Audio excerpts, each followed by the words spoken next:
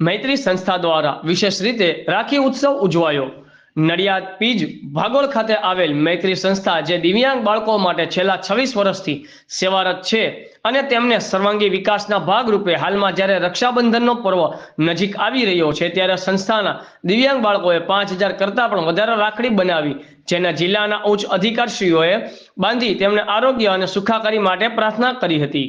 આજરોજ જિલ્લા પોલીસ અધિક્ષક રાજેશ ગઢિયા સાહેબ તથા નાયબ પોલીસ અધિક્ષક મુખ્ય મથક ખેડા નડિયાદ ડોક્ટર દિવ્યા રવૈયા જાડેજા સાહેબને દિવ્યાંગ બાળકોએ કંકુ તિલક કરી વિધિસર રાખડી બાંધી તેમના માટે વિશેષ પ્રાર્થના કરી હતી અને રક્ષાબંધનની શુભકામનાઓ પાઠવી હતી। તેઓ શ્રીએ મૈત્રી સંસ્થાની સેવાકીય પ્રવૃત્તિને બિરદાવી હાર્દિક શુભકામનાઓ પાઠવી હતી।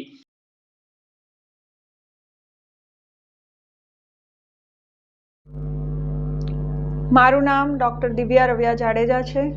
હું નાયબ પોલીસ અધિક્ષક તરીકે ખેડા નડિયાદ જિલ્લામાં હેડક્વાર્ટરમાં ફરજ બજાવું છું। આજે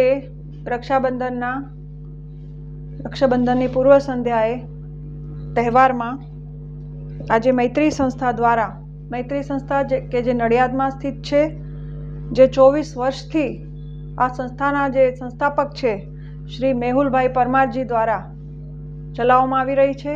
આ સંસ્થાના બાળકો જેમાં ભાવનાબેન, એમનભાઈ, જેમિની તથા અર્શ બહેનોએ આજે અહીંયા અમારી ઓફિસે આવી અને અમને રાખડી બાંધી છે અને હું આ સંસ્થાનો ખૂબ ખૂબ આભાર માનું છું। તેમજ એમની જે આ કામગીરી છે, ઉમદા કામગીરી છે, જે